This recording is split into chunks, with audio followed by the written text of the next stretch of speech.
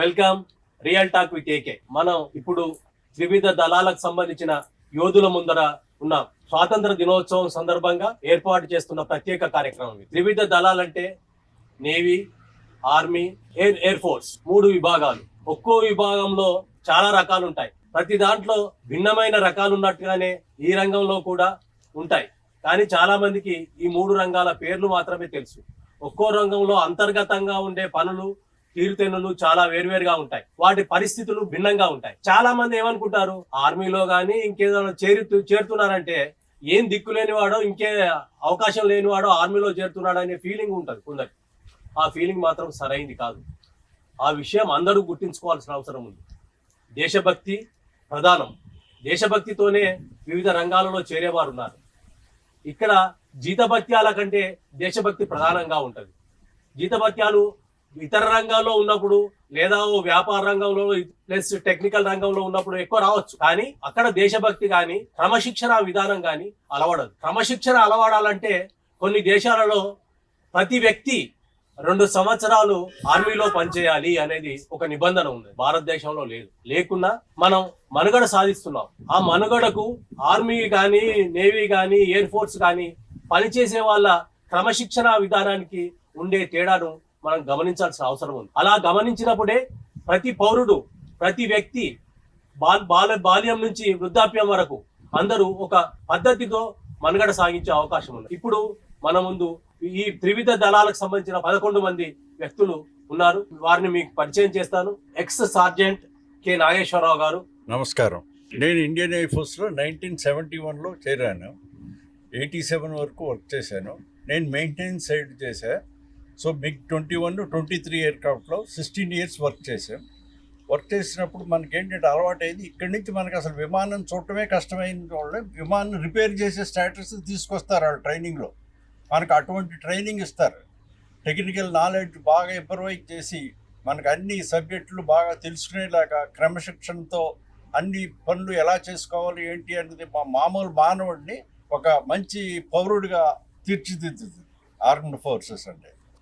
So ఇందులో మనం 16 years చేశాక ఈ అనుభవంతో నేను ఇతర దేశాలు వెళ్ళి 20 సంవత్సరాలు వర్క్ చేశాను. సో 20 సంవత్సరాలు వర్క్ చేసినప్పుడు కూడా ఈ అనుభవం, ఈ క్రమశిక్షణే మనకు పనికొస్తుంది.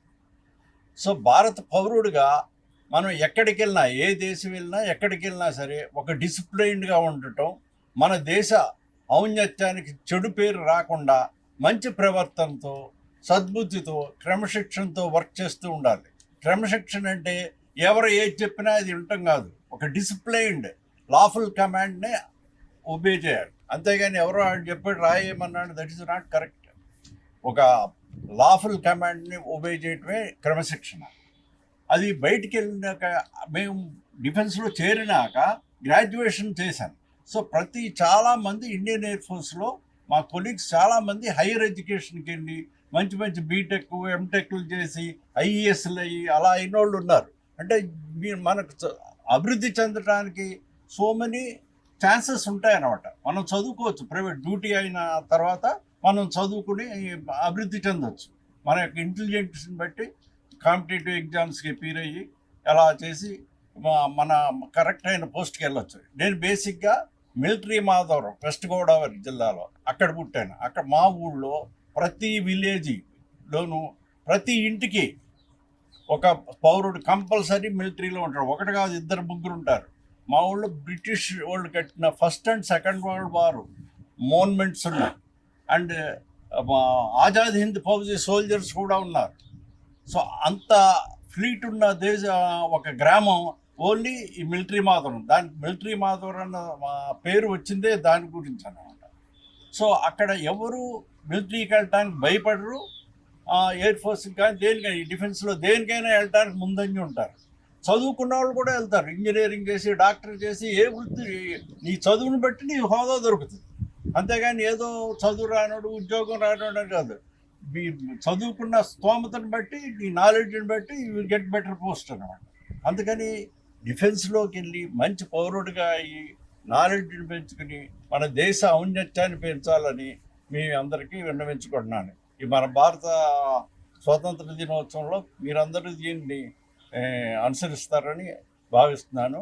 బయట ఉన్నా సరే మంచి పౌరుడిగా జీవించండి, చెడు బుద్ధులకి వెళ్ళవద్దు. ఇది మా సజెషన్. ఇదండి ఎక్స్ సార్జెంట్ కె నాగేశ్వరరావు గారి పరిచయం. ఇప్పుడు మరో పరిచయం చేద్దాం. వైపీవీఆర్ ఆచార్యులు, వీరు కూడా ఎయిర్ ఫోర్స్ నుంచి రిటైర్ అయిన వాళ్ళు. వారు తమ అనుభవాలను మీకు వివరిస్తారు. నా పేరు వైపీవీఆర్ ఆచార్యులు అండి. బయట జనరల్గా పబ్లిక్లో ఏమనుకుంటారంటే మిలిటరీ అంటే ఒక ఆర్మీ అనుకుంటారు. కాదండి, మిలిటరీ అంటే 3 భాగాలు. ఆర్మీ అంటే పదాతి దళం అంటాం తెలుగులో, అంటే గ్రౌండ్ మీద ఫైట్ చేసేవాళ్ళం. నేవీ నౌకాదళం, ఇదేమో సముద్రంలో. మనకి చాలా సముద్రం ఉంది, మన దేశం అంతా సముద్రంతోనే చుట్టూతా ఉంది. అక్కడ పనిచేసే వాళ్ళందరినీ నేవీ అంటారు. ఇక పైన ఉండేది ఎయిర్ ఫోర్స్ అన్నమాట. ఎయిర్ అటాక్స్ నుంచి కానీ పైనుంచి వచ్చేటువంటి ఎటువంటి థ్రెట్స్ అయినా కానీ మనం డిఫెండ్ చేసుకోగలిగింది ఎయిర్ ఫోర్స్. ఈ మూడింటిని కలిపి మిలిటరీ అంటారు. కానీ బయట ఎవరిని అడిగినా మిలిటరీ అంటే ఓన్లీ ఆర్మీ ఒకటే ఉంటారు, మిగతా వాళ్ళని మమ్మల్ని కన్సిడర్ చేయరు. ఇది నా అనుభవం అన్నమాట. ఒక 18 సంవత్సరాలు, 18 కూడా పూర్తి కాలేదు, పల్లెటూరులో డిఫెన్స్ అంటే ఏంటో తెలియని ఊరు నుంచి వచ్చాను. హైదరాబాద్లో ఎయిర్ ఫోర్స్కి సెలెక్ట్ అయ్యాము, వెళ్ళాము. ఏమీ తెలియని నాలాంటి వాడిని ఈ రోజున ఎక్కడైనా సరే ప్రపంచంలో ఏ రంగంలో అయినా సరే తలెత్తుకొని బ్రతకగలిగినటువంటి స్థితికి తీసుకొచ్చింది మా ఎయిర్ ఫోర్స్. వాళ్ళు ఇచ్చిన ట్రైనింగ్ అలాంటిదండి. మంచి వ్యక్తిత్వాన్ని ఇవ్వటమే కాదు, ఎలా ఉండాలి, ప్రవర్తించాలి అనేటువంటి దాన్ని మొత్తం నేర్పారు. నేను బేసికల్గా ఎలక్ట్రికల్ ఇంజనీరింగ్ నేను నేర్చుకున్నానండి. ఎలక్ట్రికల్ ఇంజనీరింగ్లో డిప్లొమా ఇస్తారు మాకు ఎయిర్ ఫోర్స్లో ట్రైనింగ్ అయిన తర్వాత MiG-21 అనేటువంటి ఒక ఫైటర్ బాంబర్ ఇంటర్సెప్టర్ ఎయిర్క్రాఫ్ట్లో ఒక 8 సంవత్సరాలు పనిచేశాను. తర్వాత surface to air guided missiles, mostly Russian missiles ఆ రోజుల్లో ఉండేవి. ఇప్పుడంతా మనకి ఇండియనైజేషన్ కాబట్టి ఇండియన్ మిజైల్స్ ఉన్నవి. ఆ మిజైల్స్లో లాంచ్ కంట్రోల్ సిస్టంలో ఒక 6 సంవత్సరాలు పనిచేశాను. ఆ తర్వాత ఒక 16 years ఆఫ్ సర్వీస్ తర్వాత బయటకు వచ్చి, ఆ నాలెడ్జ్ నాకు ఎంత ఉందో తెలియదు, కానీ బయటకు వచ్చిన తర్వాత, బయట ప్రపంచాన్ని చూసిన తర్వాత నాకు ఎయిర్ ఫోర్స్ ఎంత నాలెడ్జ్ ఇచ్చిందో అప్పుడు తెలిసిందనమాట. రైల్వేలో జూనియర్ ఇంజనీర్గా చేరాను. ఒక 20 సంవత్సరాలు చేసి సీనియర్ సెక్షన్ ఇంజనీర్గా రిటైర్ అయ్యాను. ఎలక్ట్రిక్ లోకోమోటివ్స్లో పనిచేయటం బాగా ఈజీ అయిపోయింది నాకు. ఎందుకంటే ఎయిర్క్రాఫ్ట్ సర్క్యూట్స్, మిజైల్ సర్క్యూట్స్ ఇటువంటివన్నిటినీ స్టడీ చేసి వచ్చిన తర్వాత ఎలక్ట్రిక్ లోకోమోటివ్ అనేది ఒక స్మాల్ కాంపోనెంట్ లాగా అయిపోయింది అనమాట నాకు. అందుకనే ఆ 20 ఏళ్ళు ఎక్కువగా బ్రహ్మాండంగా ఫ్లోరిష్ అవడానికి నాకు కారణమైంది అనమాట. చాలా సంతృప్తి ఇచ్చిందనమాట. ఎక్కడి నుంచి వచ్చిందా ఈ నాలెడ్జ్ అంటే నాకు ఎయిర్ ఫోర్స్ ఇచ్చింది. ఆ తర్వాత రిటైర్మెంట్ తర్వాత కొద్దిగా ఫిలాసఫికల్ ఫీల్డ్లోకి వెళ్ళేసేసి ఫిలాసఫీ నేర్చుకొని యోగా చేయటము, ఫిలాసఫికల్ లెక్చర్స్ ఇవ్వటం, ఇదన్నీ ప్రస్తుత వ్యాపకం. అలాగే మా డిఫెన్స్ పర్సన్స్ ఎవరైనా సరే, ఆర్మీ, నేవీ, ఎయిర్ ఫోర్స్ ఎవరైనా సరే, వాళ్ళకి ఏమైనా పెన్షన్ ప్రాబ్లమ్స్, ఈ మధ్యనే పెన్షన్ వాళ్ళందరూ మైగ్రేట్ అయ్యి స్పర్శలోకి వెళ్ళిపోయారు అనమాట. వాళ్ళకు ఉండే ప్రాబ్లమ్స్ ఇవన్నీ నాకు వచ్చినటువంటి నాలెడ్జ్తో చాలా వరకు సాల్వ్ చేస్తూ ఉంటాను. ప్రస్తుతం నేను చేసే పని అనమాట ఇది, నా రిటైర్మెంట్ లైఫ్. Thank you. ఆచార్యులు గారి పరిచయం ఇది. ప్రస్తుతం డాక్టర్ బి హరిబాబు గారు, వారు కూడా ఎయిర్ ఫోర్స్ నుంచే వచ్చిన వారు తమ పరిచయాన్ని చేసుకుంటారు. సభకు నమస్కారం. ఇక్కడ ఎంతో మంది పెద్దలు వారి అనుభవాల గురించి చాలా చక్కగా వివరిస్తున్నారు. అయితే చాలా మంది ఇంతకు ముందు మనల్ని మద్రాసి అనేవాళ్ళు, అయితే ఆంధ్ర తెలంగాణ ఆ డిఫరెన్స్ తెలిసేది కదా. అలాగే ఎయిర్ ఫోర్స్, నేవీ, ఆర్మీ అందరినీ కూడా కలిపి వీళ్ళు మిలిటరీ వాడు అనేవాళ్ళు. కానీ ఇప్పుడు పరిస్థితులు మారాయి. ఎవరు ఏం చేస్తారనేది చక్కగా అందరికీ వివరించారు మన మిత్రులు. కాబట్టి ఇప్పుడు చాలా మంది మన ఈ డిఫెన్స్ లో రావడానికి కొంత ఆలోచించే పరిస్థితి వచ్చింది. ఎందుకో కానీ తక్కువ మంది వస్తున్నారు. అప్పుడు చాలా విపరీతంగా వచ్చేవాళ్ళు, విపరీతంగా జాయిన్ అయ్యేవాళ్ళు, దేశ సేవ చేసేవాళ్ళు. అయితే ఇప్పుడు చాలా పరిస్థితులు, ఆర్థిక పరిస్థితులు కానీ లేక కల్చరల్ గా కొంత మార్పులు కానీ ఇలా రావటం వల్ల అందరూ కూడా చాలా మంది ఇష్టపడట్లేదు. అందుకని ఈ అగ్నివీర్ అనేది ఒక చక్కటి ఇది మనకు తీసుకొచ్చారు. ఇందాక మన సార్ చెప్పినట్లుగా ప్రతి దేశంలోనూ ఒక 2 ఏళ్ళు కంపల్సరీగా మిలిటరీ శిక్షణ ఉండాలి. కొంతమంది 5 years కూడా ఉన్న దేశాలు ఉన్నాయి. అయితే మనకు కూడా ఈ అగ్నివీర్ అనేది ఒక 4 సంవత్సరాలు తప్పకుండా ఈ అగ్నివీర్లో జాయిన్ అయి, వయసు కూడా 17.5 నుంచి 21 సంవత్సరం వరకు వీరు, ఈ వయసు గలవారు ఆడ మగ ఎవరైనా సరే, బాయ్స్ అండ్ గర్ల్స్ ఎవరైనా సరే జాయిన్ అయ్యి ఇది చక్కటి ట్రైనింగ్ తీసుకుని ఒక మంచి పౌరుడిగా, దేశానికి పనికొచ్చే ఒక మంచి పౌరుడిగా తీర్చిదిద్దడానికి ఈ అగ్నివీర్ బాగా పనికొస్తుంది. అయితే నేను ఎయిర్ ఫోర్స్ లో జాయిన్ అయ్యి ఇక్కడి నుంచి హైదరాబాద్ నుంచి జాయిన్ అవ్వడం జరిగింది.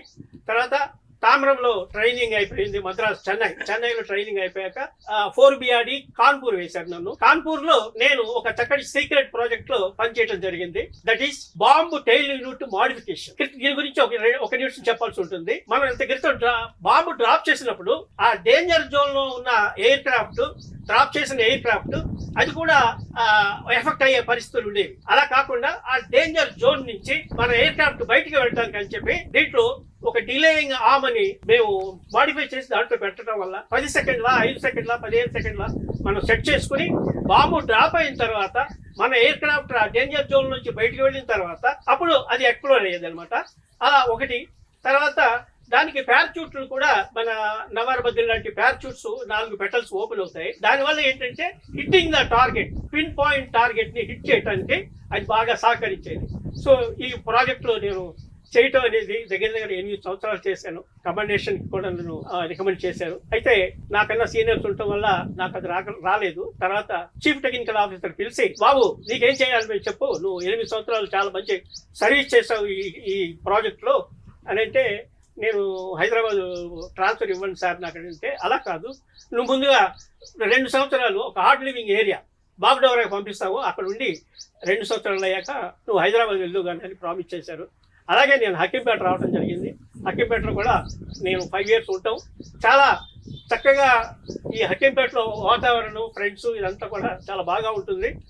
నేను తర్వాత నాకు టైం దొరికినప్పుడల్లా నాకు చిన్నప్పటి నుంచి ఒక సినిమాలు, టీవీలు దీంట్లో యాక్ట్ చేయాలని ఉండే ఒక కోరిక ఉండేది. నేను స్టేజీగా చాలా ప్రోగ్రామ్స్, చాలా నాటకాలు వేశాను. ఆ తర్వాత నాకు టైం దొరికింది. నేను స్టేట్ బ్యాంక్ ఆఫ్ ఇండియాలో 25 సంవత్సరాలు చేశాను. దాంట్లో కూడా యూనియన్లో నేను చాలా సర్వీస్ చేశాను. మామూలుగా ఉన్న స్టాఫ్కి కానీ బయట అవుట్ సైడర్స్ కానీ నేను ఎన్నో విధాలుగా వారికి సహాయం చేయటం యూనియన్ పరంగా జరిగింది. తర్వాత నేను కూడా నా యొక్క ఈ కోరికని అంచుకోలేక నేను టీవీ సీరియల్స్, సినిమాలు చేశాను. మోర్ దాన్ 40 పిక్చర్స్లో నేను యాక్ట్ చేశాను.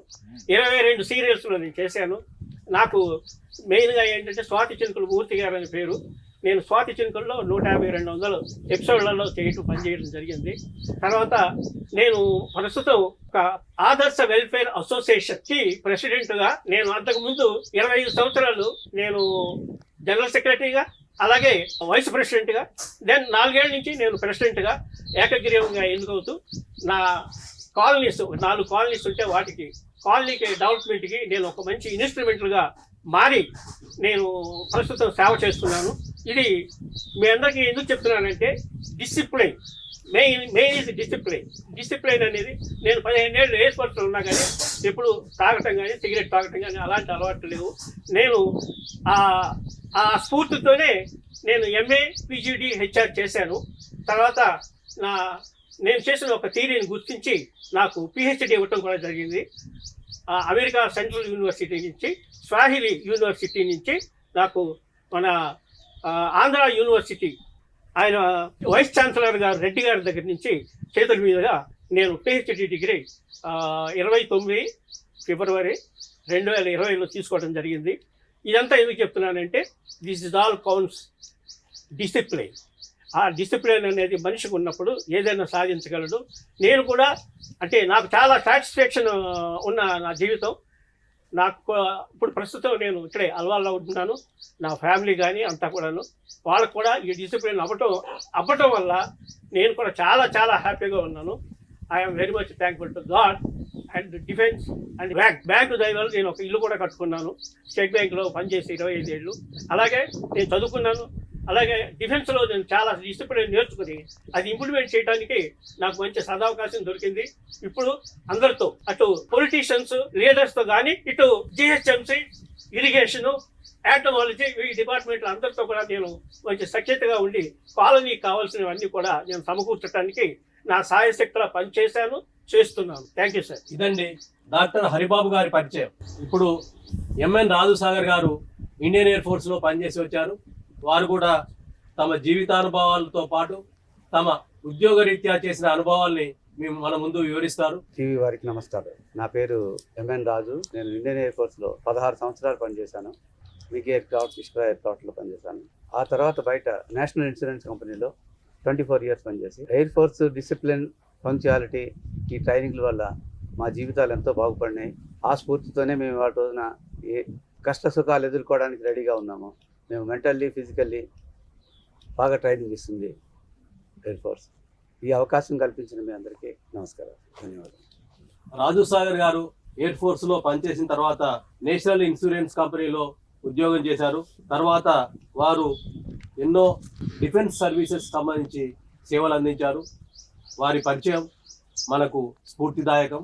ఇప్పుడు ఎక్స్ సార్జెంట్ రామయ్య డిఎస్ గారు వారు కూడా ఇండియన్ ఎయిర్ ఫోర్స్ నుంచే పనిచేశారు. వారు తమ పరిచయాన్ని మీకు అందిస్తారు. అందరికీ నమస్కారాలండి. నేను 1966లో ఎయిర్ ఫోర్స్లో జాయిన్ అయినాను. 1966 నుంచి 1983 వరకు 18 ఇయర్స్ సర్వీస్ చేశాను. నేను 66లో బీఎస్సీ ఫస్ట్ ఇయర్ చదువుతున్నప్పుడు నాకు ఇన్స్పైర్ అయినాను డిఫెన్స్లో చేరాలని. ఆ సర్వీస్ ఫస్ట్ ఇయర్లోనే డిస్కంటిన్యూ చేసి ఎయిర్ ఫోర్స్లో జాయిన్ అయినాను. తర్వాత 1971 వార్ బంగ్లాదేశ్ రిలేషన్లో మెయిన్ పార్ట్ పఠాన్కోట్లో పనిచేశాను. అది నిజంగా చాలా కష్టతరమైంది, లేకపోతే చాలా సంతోషకరంగా పనిచేసాం మేమందరం. ఆ 15 first attacking December 6th first attacking అప్పుడు అందరం బిల్లెట్లు అంటే రూమ్ లాగా ఉంటాయి అనుకుంటే అందరూ పరిగెట్టుకుంటూ పోయినాం అనమాట. ఎంతో బాంబులు పడుతున్నాయి.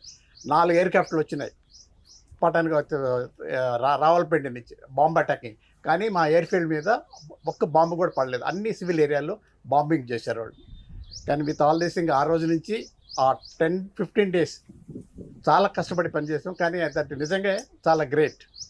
ఎంత సంతోషంగా పనిచేశారంటే అందరూ డే అండ్ నైట్ ఫుడ్ అని కానీ ఏమని లేకుండా అంత కష్టపడి పనిచేశారు అందరూ. కానీ సర్వీస్ గురించి అందరూ మిత్రులు అందరూ చెప్పారు డిసిప్లిన్ అంటే ఎట్లా. ఆ డిసిప్లిన్ స్ఫూర్తితోటే మేము చేస్తాం. నా తర్వాత డిఆర్డిఓలో జాబ్ వచ్చింది, తర్వాత ఆంధ్ర బ్యాంక్లో జాబ్ వచ్చింది. అవన్నీ రెండు వదులుకొని మా family business, pearls business take up చేశాను. ఆ బిజినెస్లో కరోనా టైం అది కూడా వదిలేసేసి ఇప్పుడు ఇంట్లోనే ఉంటున్నాను. థ్యాంక్స్ అండి, అందరికీ వందనాలు. రామయ్య గారు యుద్ధ భూమిలో పనిచేసి వచ్చారు. యుద్ధ భూమిలో పనిచేయాలంటే ఎంతో ధైర్య సాహసాలు ఉండాలి. అది త్రివిధ దళాలలో పనిచేసే వారికే అది అబ్బుద్ది. సాధారణ జనానికి ఉండే ధైర్య సాహసాలు వేరు, వీరి ప్రవర్తన తీరు వేరు, అనుసరించే విధానాలు వేరువేరుగా ఉంటాయి.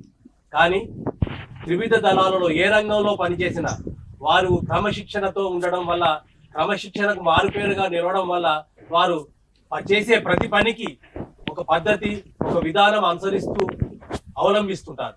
అలాంటి రామయ్య గారి పరిచయం మీకు జరిగింది. ఇప్పుడు ఎక్స్ సార్జెంట్, వీరు కూడా ఇండియన్ ఫోర్సే, ఎన్ హనుమంతరావు గారు వివరాలు ఇవి. అందరికీ నమస్కారం అండి. అందరికీ స్వాతంత్ర దినోత్సవ శుభాకాంక్షలు. నేను ఇండియన్ ఎయిర్ ఫోర్స్లో 1977లో చేరాను. 15 సంవత్సరాలు పనిచేసి 1992లో రిటైర్ అయినాను. నేను రేడియో కమ్యూనికేషన్ విభాగంలో పనిచేయడం జరిగింది. ఈ రేడియో కమ్యూనికేషన్ విభాగం అంటే చాలా క్రిటికల్ ఏరియాలో మనకు యాక్సెస్ లేని ప్లేసెస్లో కమ్యూనికేషన్ అనేది ఏర్పరచాలన్నమాట. అటువంటప్పుడు ఇండియా, శ్రీలంకలో కానీ లేదా బార్డర్ ఏరియాలో కానీ ఎక్కడ కమ్యూనికేషన్ అవసరం ఉంటే అక్కడ కమ్యూనికేషన్ ఏర్పాటు చేయడానికి మేము ముందెళ్ళి అక్కడ కమ్యూనికేషన్ వ్యవస్థని రెడీ చేసేవాళ్ళం. అట్లనే విఐపీ అంతా వచ్చేటప్పుడు వాళ్ళు రాకముందరే మేము అక్కడ వాళ్ళకి కావాల్సిన సదుపాయాలన్నీ రెడీ చేసి ఉంచేవాళ్ళం అనమాట. ఎయిర్ ఫోర్స్ ఉండటం వల్ల మాకు వచ్చిన క్రమశిక్షణ వల్ల ఏ రంగంలో పోయినా మేము ఎటు ఆలోచించకుండా మంచిగా మాకు కావాల్సిన ట్రైనింగ్ ఇవ్వటం వల్ల అది ఏ రంగమైనా మేము నెట్టుకుంటూ వచ్చామన్నమాట. నేను రిటైర్మెంట్ తర్వాత ఒక 4 సంవత్సరాలు సివిల్ ఏవియేషన్లో NVTC ఎయిర్లైన్స్లో పనిచేశాను. సో ఇక్కడ ఎయిర్ ఫోర్స్లో ఉన్న అనుభవంతో మాకు అక్కడ ప్రిఫరెన్స్ దొరకటం వల్ల మేము సునాయాసంగా చేయగలిగాం పని. తర్వాత అదే ట్రైనింగ్తో నేను ఒక 5 సంవత్సరాలు ఇంగ్లీష్ మీడియం హై స్కూల్లో హెడ్ మాస్టర్గా పనిచేశాను. తర్వాత BSNL జూనియర్ ఇంజనీర్గా ఒక 17 సంవత్సరాలు పనిచేసి రిటైర్ అయ్యాను. ఇవన్నీ సాధ్యం ఎందుకంటే మాకు ఎయిర్ ఫోర్స్లో ఇచ్చే ట్రైనింగ్ వల్ల ఏ రంగంలో అయినా సరే, ఎక్కడికి పోయినా సరే, ఎటువంటి పరిస్థితులైనా మేము ధైర్యంగా ఎదుర్కొనగలుగుతాం. సో ఇవాళ రేపు ఉన్నటువంటి సాఫ్ట్వేర్ రంగం ఎట్లా ముఖ్యమైనదో, సో ఈ డిఫెన్స్కు సంబంధించి ఎయిర్ ఫోర్స్ కానీ, నేవీ కానీ, ఆర్మీ కానీ అన్ని రంగాలు కూడా ఈక్వల్గా ఇంపార్టెంట్. కాబట్టి నేటి యువత ఈ రక్షణ రంగం వైపు కూడా దృష్టి సారించాలని నేను అందరినీ కోరుకుంటున్నాను. ఇదండి హనుమంతరావు గారి పరిచయం. ఏంటి త్రివిధ దళాలంటూ ఎయిర్ ఫోర్స్ వాళ్ళనే పరిచయం చేస్తున్నారు, మిగిలిన వాళ్ళని వదిలేశారా అనుకోవద్దు, అందరూ ఉన్నారండి. ప్రస్తుతం బి సింగారెడ్డి గారు ఆర్మీ ఆర్టిల్లరీగా పనిచేసి సేవలు అందించిన వారు తమ పరిచయాన్ని వివరిస్తారు. వారు ఒక మిలిటరీలో పనిచేయడం కాకుండా మీకు ఆసక్తికరమైన విషయాన్ని వివరిస్తారు. వారు తమ ఉద్యోగ ధర్మంగా అబ్దుల్ కలాం రాష్ట్రపతి కాకముందు వారు ఉద్యోగరీత్యా ఉన్న రంగంలో వారికి కార్ డ్రైవర్గా పనిచేశారు. ఆ అనుభవాలతో పాటుగా తమ జీవిత విశేషాలను వారు వివరించాలని కోరుకుంటున్నారు. నమస్తే. భారత స్వాతంత్ర 77వ స్వాతంత్ర దిన సందర్భంగా ఈ ప్రోగ్రాంకి నన్ను ఆహ్వానించడం జరిగింది. ఈ సందర్భంగా నేను ఆర్మీలో పనిచేశాను. ఆర్మీలో 17 సంవత్సరాలు 6 నెలలు పనిచేశాను. ఆర్మీలో అనేక విభాగాలు ఉంటాయి. ఆర్మీలో ఫస్ట్ ఇన్ఫెంట్రీ విభాగం ఉంటుంది. ఫస్ట్ అడ్వాన్స్లో ఉండేది ఆ ఇన్ఫెంట్రీ విభాగం. ఆ ఇన్ఫెంట్రీలో ఇవి యూనిట్లు ఉంటాయి. Maratha rifles, Gorkha rifles, J and K rifles, Madras rifles కరికే అనేక విభాగాలు దాంట్లో ఉంటాయి ఇన్ఫెంట్రీలో. వీళ్ళంతా నేల మీద ముందుకి అడ్వాన్స్ అవుతూ ఉంటారు. దాని వెనుక భాగాన ఆర్టిలరీ ఉంటుంది. ఆర్టిలరీ వాళ్ళ మీద నుంచి శత్రు సైన్యం మీదకి మనం గోల వేస్తూ ఉంటే అడ్వాన్స్ అవుతూ ఉంటుంది అన్నమాట. మా వెనక పక్క ఆర్టిలరీ తర్వాత ఫస్ట్ ఇన్ఫెంట్రీ తర్వాత ఆర్టిలరీ తర్వాత మాకు ఏమైనా రిపేర్లు కానీ ఏమైనా రావాలంటే వెనక ఈఎంఈ ఉంటుంది. ఈఎంఈ తర్వాత ఆర్మీ ఆర్డినెన్స్ క్రాప్ ఉంటుంది. మాకు కావాల్సిన సామాన్ సప్లై చేయడానికి, వాళ్ళు ఇచ్చిన సామాన్ని సప్లై చేయడానికి ఆర్మీ సప్లై కొరకు ట్రాన్స్పోర్టేషన్ ఉంటుంది. ఆ తర్వాత రేషన్ ఇదంతా కూడా ఏఎస్సీ నుంచి సప్లై అవుతుంది. ఆ తర్వాత వచ్చేసి దాని వెనక భాగంలో ఆర్మీ ఏఎంసీ వాళ్ళు ఉంటారు. ఏఎంసీ తర్వాత ఆర్మీ నర్సింగ్ వాళ్ళకి సంబంధించిన వాళ్ళంతా సపోర్ట్గా అందరు క్యాంపులు పెట్టి ఎవరికి సహాయం దీంట్లో ఆర్మీలో జరుగుతూ ఉంటుంది. అట్లాగే నేను ఆర్టిలరీ విభాగంలో డ్రైవర్ కమ్ ఆపరేటర్గా జాయిన్ అయ్యాను. ఫస్ట్ ఇక్కడ పట్టాపురం గుంటూరు నుంచి నేను భర్తీ అయ్యి ఆ తర్వాత నేను Golconda artillery centre, second artillery centre Golconda, దాంట్లో ట్రైనింగ్ ముగించుకొని నా ఫస్ట్ పోస్టింగ్ తిన్సుకియా లెకాపాని అనే 21 RT బ్రిగేడ్లో నా పోస్టింగ్ ఇవ్వడం జరిగింది. నేను అప్పుడు 162 ఫీల్డ్ రెజిమెంట్లో పోవటం జరిగింది. అక్కడి నుంచి 5 సంవత్సరాలు చేసిన తర్వాత new raising regiment 320 field regiment Hathigarh Rangia నుంచి టాంగ్లా వెళ్తే అక్కడ హాతీగఢ్ అనే ఒక లొకేషన్లో 19 RT బ్రిగేడ్లో పనిచేశాను. ఆ తర్వాత నేను పనిచేసే సందర్భాల్లో కాఫీ ఆపరేషన్స్ జరిగేవి. అప్పుడు బోడోలాండ్ అనే ఒక బోడో ఉగ్రవాదులు దాని మీద కూడా ఆపరేషన్ చేశాము. అదొకటి. డార్జిలింగ్ గోర్ఖాల్యాండ్ ఆపరేషన్స్ దాంట్లో కూడా పాల్గొన్నాం. ఆ తర్వాత జే&కేలో ఎక్కువ సంవత్సరాలు పనిచేశాను. అతి తక్కువగా పనిచేసింది నార్త్ ఈస్ట్లో, గుజరాత్లో కొద్దిగా ఒక 1 ఇయర్. ఆ తర్వాత మ్యాక్సిమం సర్వీస్ అంతా కూడా జే&కే, రజౌరీ ఏరియాలో నౌషరా, ఆ తర్వాత పంచ్గాం, శ్రీనగర్ ఏరియాలో పనిచేశాను. దీంట్లో మెయిన్గా నాకు ఒక డిసిప్లిన్ అనేది, ఎంత డిసిప్లిన్ ఉంటుందంటే మనం ఈ టయానికి వెళ్ళాలి అంటే ఆ టయానికి అంతే వెళ్ళాల్సిందే, అట్లా ఉండేది. కాఫీ ఉగ్రవాదులు మాకు ఒకసారి బోర్డర్లో ఒక ఏరియా ఇచ్చారు, 15 కిలోమీటర్లు ఎల్ఓసిలో ఇన్ఫెంట్రీని తొలగించేసి ఆర్టిలరీకి పంపించారు. ప్రతి 15 రోజులకి ఒక పోస్ట్ నుంచి చేంజ్ చేస్తారు, పర్మనెంట్గా ఒక చోట ఉంచరు ఒక ర్యాప్ని, ఎందుకంటే అక్కడ వాళ్ళతో సంబంధాలు ఏర్పడతాయనే ఉద్దేశంతో ప్రతి 15 రోజులకి తీసుకుపోయి మళ్ళీ ఒక 60 కిలోమీటర్ దూరంలో వేరే పోస్టులు వేసేవాళ్ళు. ఇట్లా రకరకాల ఇబ్బందులతోటి అయినా కూడా ఆ సేవా దృక్పథం అనేది ఒక చెయ్యాలి. ఒక ఆపరేషన్, ఉగ్రవాదులు ఆపరేషన్లో పోతే రాత్రి తెల్లవారులు అడవుల్లో యాంకిలెట్ కట్టుకొని కింద పాములు ఏమి చూడకుండా కూడా ప్రయాణించేవాళ్ళం. మా రేషన్ మా వీపున ఉండేది, స్టవ్ ప్లస్ గిన్నెలు వండుకునేవి, రైఫిల్ అన్నీ మాతోటి ఉండేవి. ఎప్పుడు కూడా ఆపరేషన్ మేము 3 గంటల నుంచి 2:30 గంటల నుంచి స్టార్ట్ చేసి తెల్లవారుజామున 5 గంటలకు ముగించేవాళ్ళం. ఎందుకంటే ఆ సమయంలో ఈ ఉగ్రవాదులంతా నిద్రపోయే సమయం అన్నమాట. బాగా అలసిపోయి 3 గంటల నుంచి 5 గంటల వరకు నిద్రపోతారు. ఆ సమయంలో అటాక్ చేస్తే మనకు దొరికేవాళ్ళు. ఇలా ఎన్నో అనుభవాలు చూసాము. ఆ తర్వాత ఈఆర్ఈ సందర్భంగా నాకు ఐటీఆర్ చాందీపూర్ బాలేశ్వర్ అనే దగ్గర పోస్టింగ్ జరిగింది. ఆ 3 సంవత్సరాలప్పుడు మన అబ్దుల్ కలాం గారు అక్కడికి రావటం, అక్కడికి వచ్చిన తర్వాత మేము 3 డ్రైవర్లను ఆయన సెలెక్ట్ చేయటం, ఆ తర్వాత ఆయనతోటే మేము 3 సంవత్సరాలు గడిపాం. ఇక్కడ అగ్ని మిసైల్ 1 అనేది తయారు చేసేటప్పుడు డిఆర్డిఎల్లోనే ఇక్కడ రాత్రి మౌళ్ళు కూర్చునేవాడు. నేను కూడా ఆయనతోటే ఉండేవాడు. రెండోది నాకు ప్లస్ పాయింట్ ఏంటంటే తమిళ్ బాగా మాట్లాడేవాడు. ఆయన తమిళ్లో బాగా రెడ్డియార్ என்ன ஆயிடுச்சு எப்போ வந்திருக்கு வாங்க இங்கே உட்காருங்கன்னு சொல்லிட்டு அந்த மாதிரி பேசி ரொம்ப క్లోజ్ అయ్యారు. అందువల్ల ఆయన బాగా ఇంట్రెస్ట్గా మాట్లాడేవాడు. రెండోది నేను ఆర్మీలో ఉన్నంతకాలం ఇంత డ్రాప్ కూడా మనం డ్రింక్ చేసేవాళ్ళం కాదు. స్మోకింగ్ అసలు అలవాట్లేదు. దాంతో ఆయనతో ఎక్కువ కాలం గడిపాను. ఆయన గడిపిన రాత్రులు బ్లాక్ హౌస్లో కూర్చొని అగ్ని మిసైల్ చేయటానికి ఒకరోజు ఒక సైంటిస్ట్ వచ్చి ఎన్నిసార్లు చేసిన ఇలా అవుతుంది సార్ ఏంది అని అడుగుతుంటే భుజం తట్టి నువ్వు సక్సెస్ అవుతావని చెప్పిన ఎన్నో సందర్భాలు నేను ఆయనతో బ్లాక్ హౌస్లో చూశాను. రెండోది మేము అక్కడ దిగితే కనుక నేను ముందే అక్కడ భువనేశ్వర్ ఎయిర్పోర్ట్కి వెళ్తే కనుక తను కారులో బయలుదేరినప్పుడు ముందు వెనక అన్నీ ఆయనకి సెక్యూరిటీస్ ఉండేవి. తను ప్రయాణించేటప్పుడు కూడా ఎక్కడ బ్రేక్ తీసుకోకుండా ఒక్కొక్క రోజు ఆయన రెడ్డి బిస్కెట్ తిను నేను పెడతానని నోట్లో పెట్టిన రోజులు కూడా ఉన్నాయి. అలాంటి మనస్తత్వం గల ఆయన ఎప్పుడు కూడా అబ్దుల్ కలాం గారు మీ పిల్లలు ఏం చదువుతున్నారు, పిల్లలు ఏం చేస్తున్నారు, ఏం చదివిస్తావు, ఏం చేస్తావు, ఇదే అడిగేవాడు. రెండవది ఆయన మిజైల్ ఫైరింగ్ అయ్యేటప్పుడు తెల్లవారుజామున 4 o'clock పిలిచేవాడు.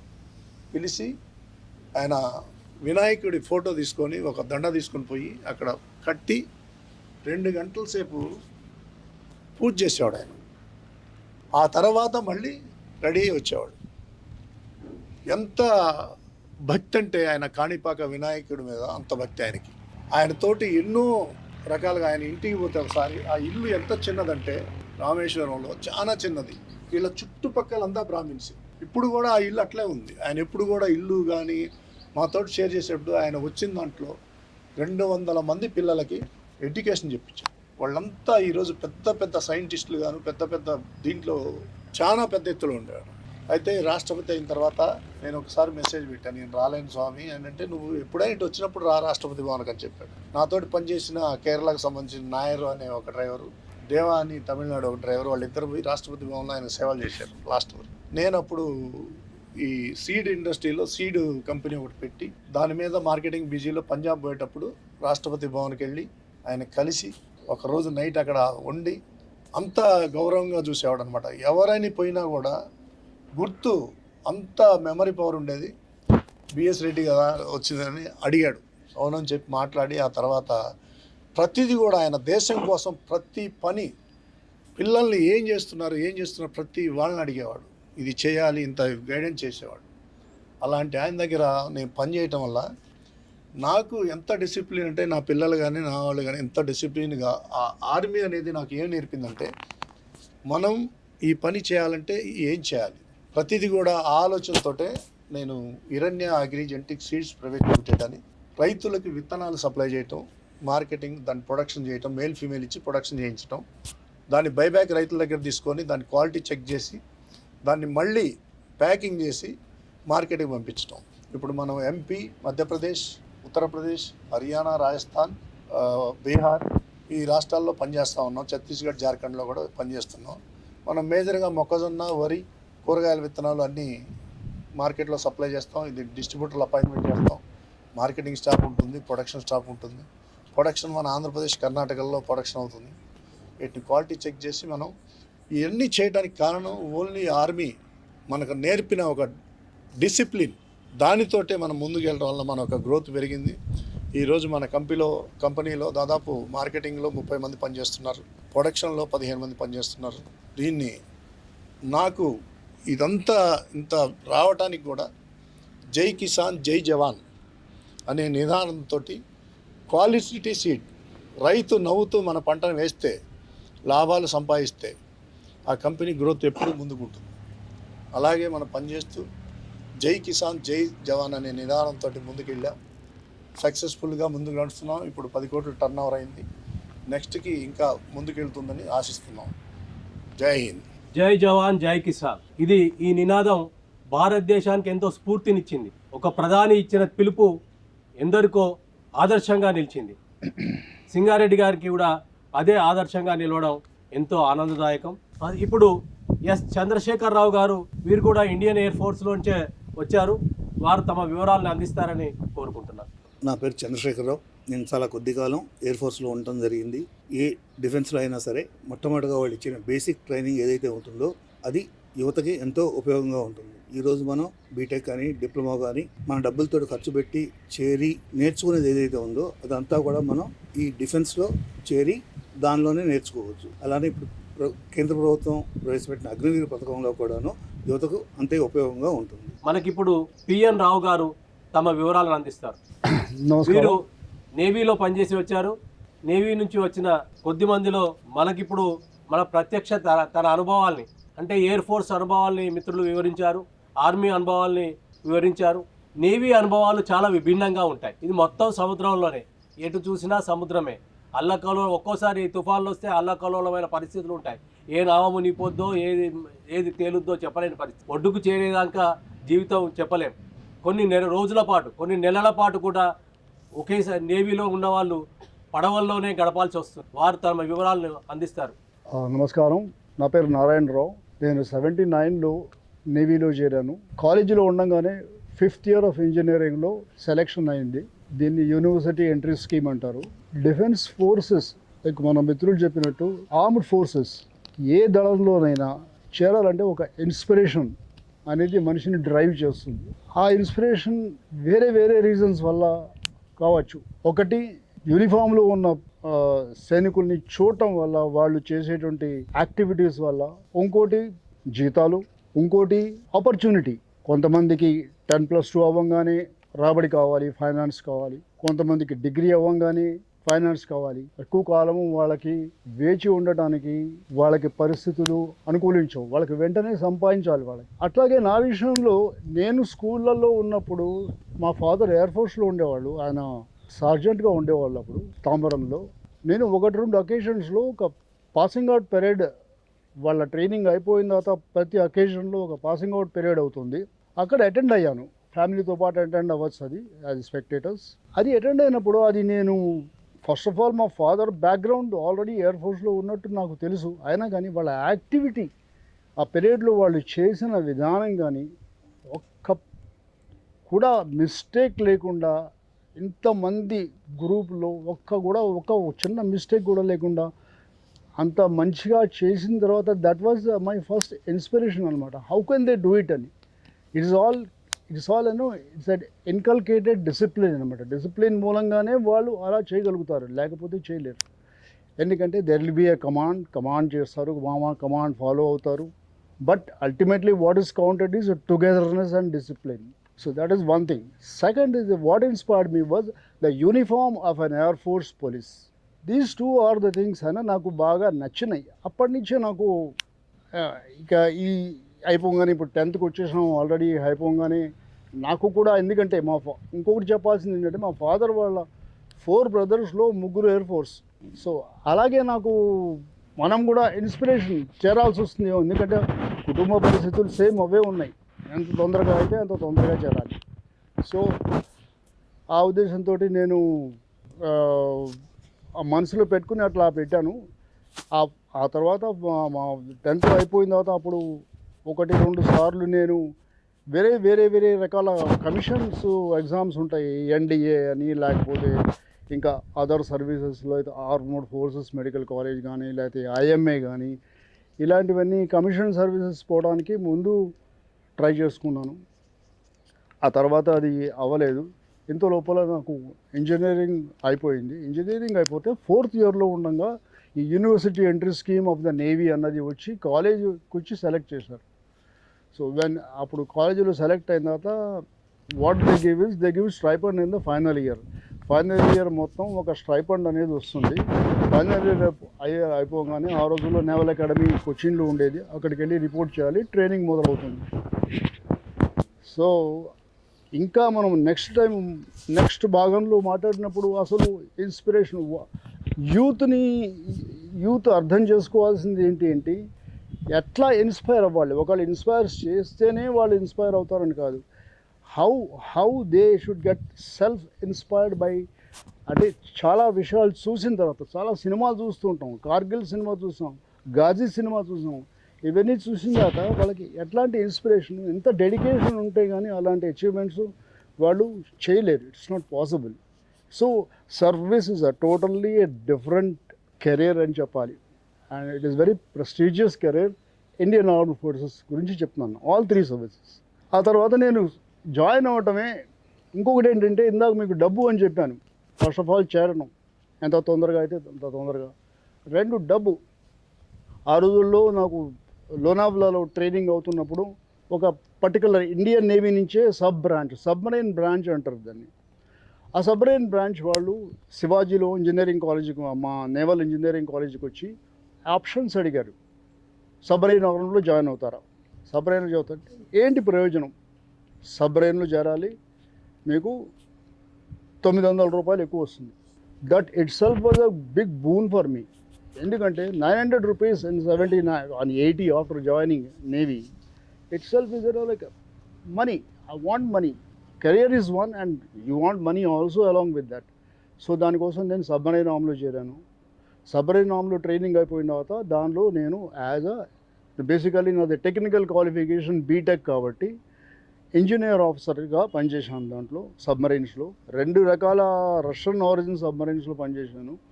ఆ తర్వాత సబ్మరైన్స్ ఎక్కడైతే రష్యా వెళ్ళి కొన్ని సబ్మరైన్స్ రష్యా పంపిస్తారు రిఫిట్ కోసము, ఆ రిఫిట్లో భాగంగా ఇంజనీర్ ఆఫీసర్గా అక్కడికి వెళ్ళి ఆ రిఫిట్ అయిపోగానే మళ్ళీ సబ్మరైన్తో పాటు వయా సీ సబ్మరైన్తో పాటు మళ్ళీ ఇండియాకి రావడం జరిగింది. ఈ ప్రాసెస్లో నేను ఇతర దేశాలు కూడా 2-3 చూడటం జరిగింది.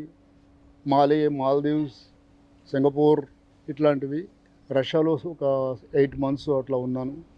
సో బేసికలీ ఈ ఇంట్రడక్షన్లో నేను చెప్పదలిచింది ఏంటంటే, the career has made me has full satisfaction about my career. నేను మా ఫ్యామిలీస్ని వాళ్ళని మంచిగా పైకి తీసుకురాగలిగాను.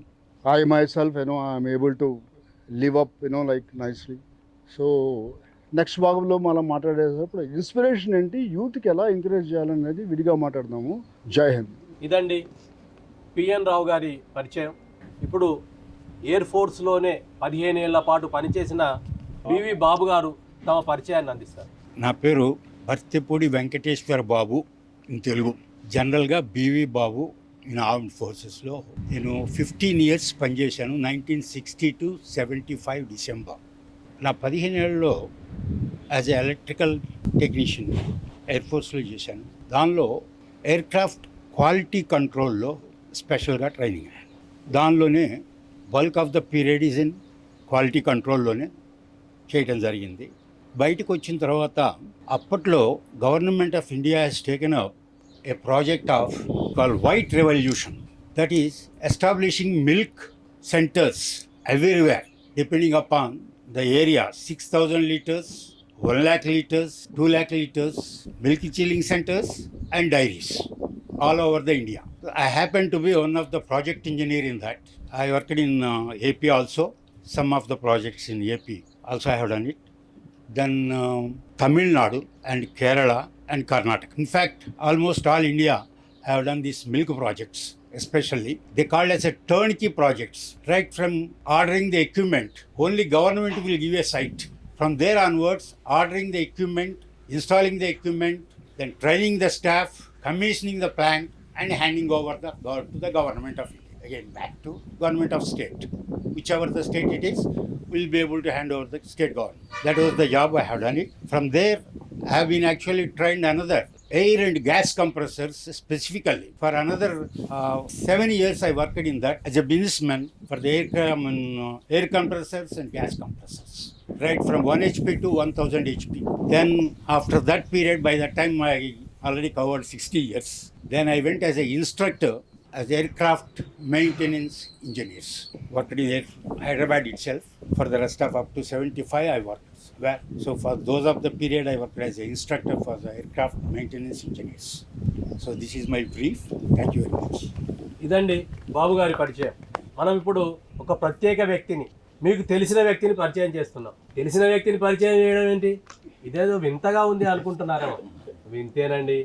మీరు రోజు చూసే వ్యక్తి, వారానికి ఒకసారి జాతకాలు చెప్పించుకునే వ్యక్తి ఎట్లుంటాడు, ఆయన జీవితం గురించి మీకు తెలుసా? తెలియదు. వారు కూడా ఇండియన్ ఎయిర్ ఫోర్స్ నుంచి వచ్చిన వారే. వారు తమ శేష జీవితాన్ని ఆధ్యాత్మికత వైపు మళ్లించడం వల్ల మీ ముందు ప్రతిరోజు అలా కనిపిస్తున్నారు. వారే వెంకటేశ్వరరావు గారు, పరిపూర్ణానంద యాజ్ఞవల్క గారు. తమ జీవిత విశేషాల్ని, మీకు తెలియని విశేషాలని అన్నీ వివరించడానికి మన ముందున్నారు.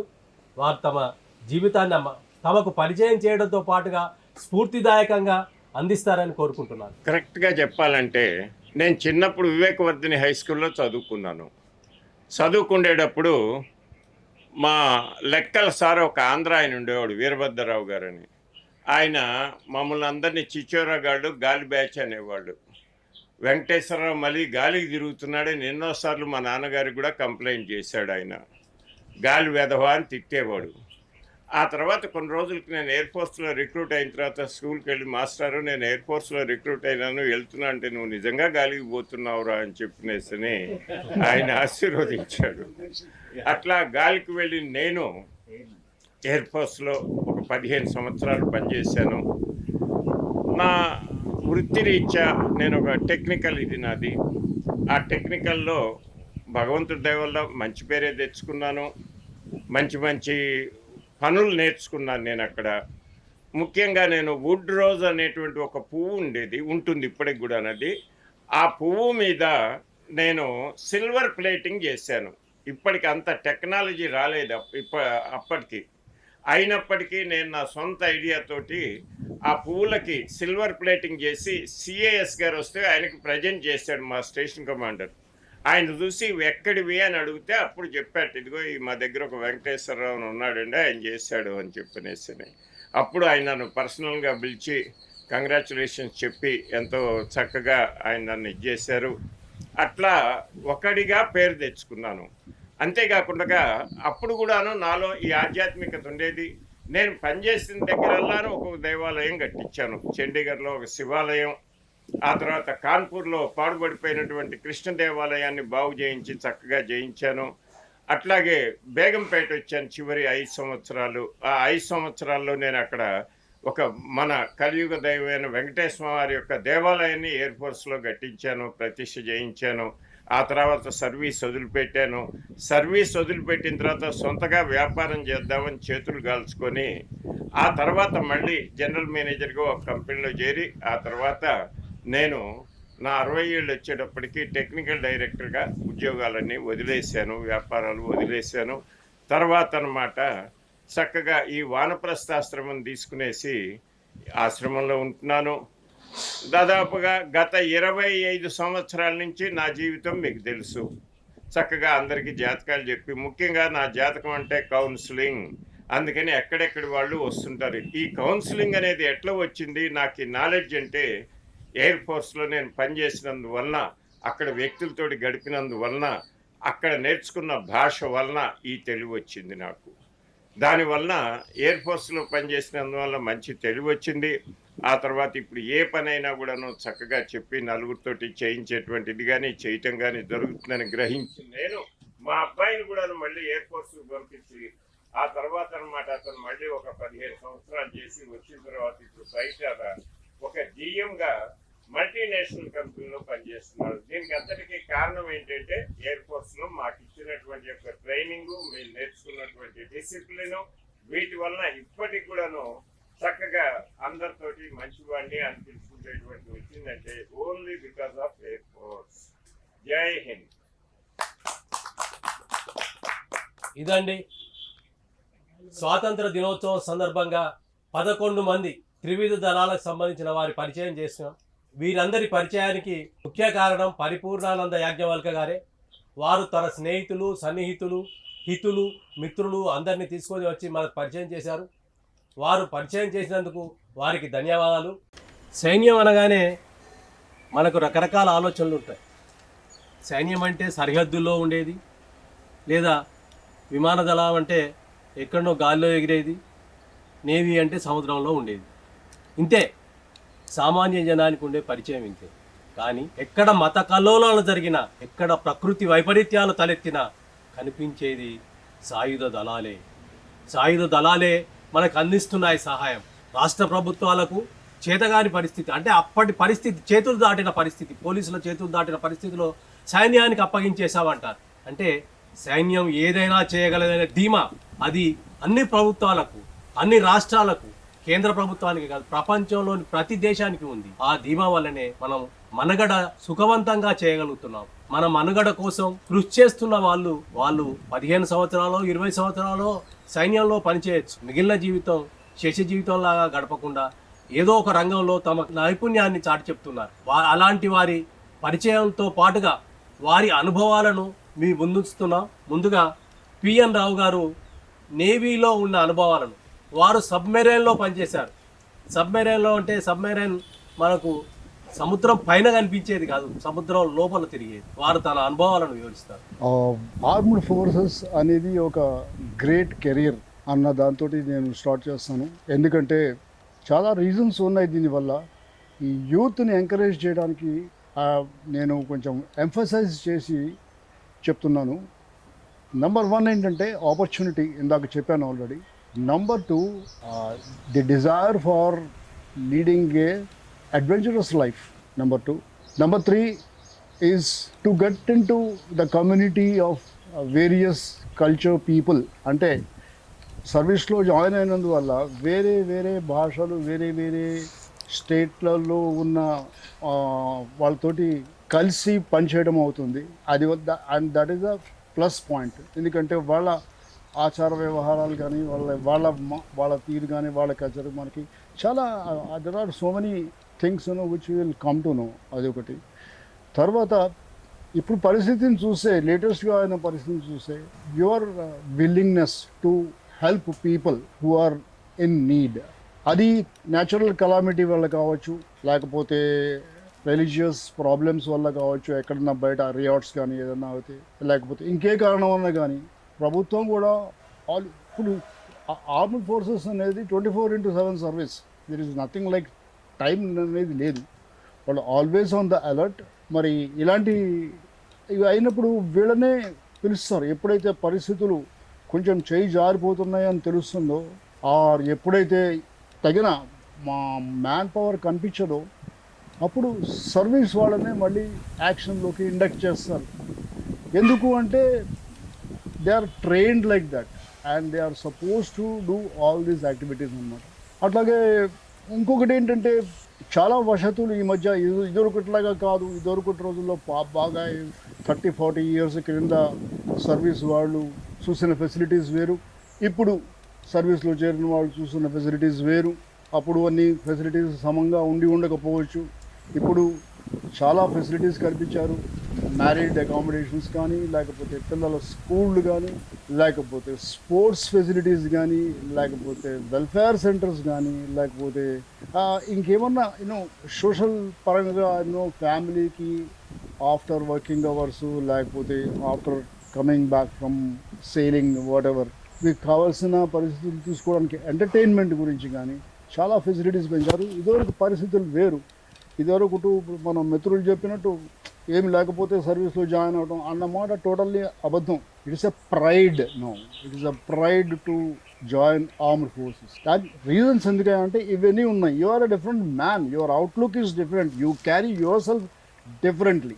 అది these are the main things అనమాట which makes a service person. అది మామూలు వాళ్ళ దానివల్ల అవ్వదు. మామూలుగా మనం ఉద్యోగాల గురించి మాట్లాడచ్చు. నేను దీనిలో ఉన్న ప్లస్ పాయింట్స్ గురించి, వై సర్వీస్ అన్న దాని గురించి చెప్తున్నాను. నేను ఇట్స్ నాట్ దట్ నేను సర్వీస్లో ఉన్నాను కాబట్టి ఇట్లా చెప్పడం, ఉండి ఉన్నాను కాబట్టి ఇలా చెప్పడం కాదు. But it is a trend now, like service is sort of a career అని చెప్పచ్చు.